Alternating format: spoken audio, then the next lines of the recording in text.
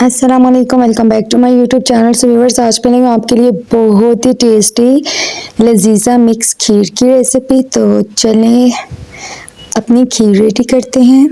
तो सबसे पहले मैंने 2 लीटर दूध ले लिया और उसको अच्छी तरह से मैं बॉईल कर दूंगी।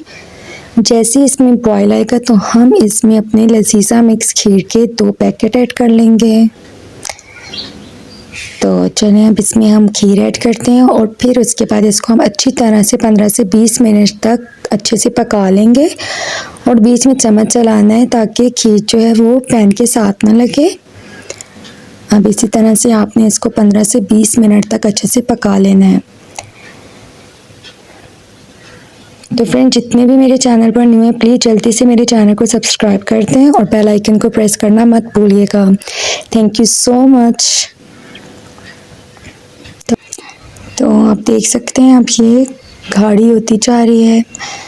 तो अब जैसे इसमें थोड़ी सी और बॉयल आएगा तो हम इसको निकाल देंगे।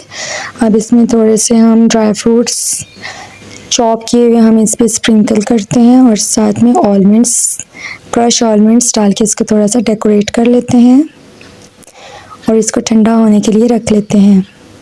तो देखें फ्रेंड्स, हमारी झटपट लजीजा मिक्स खीर बिल्कुल रेडी है। एंजॉय करें, आप इसको मस्ट ट्राई करें।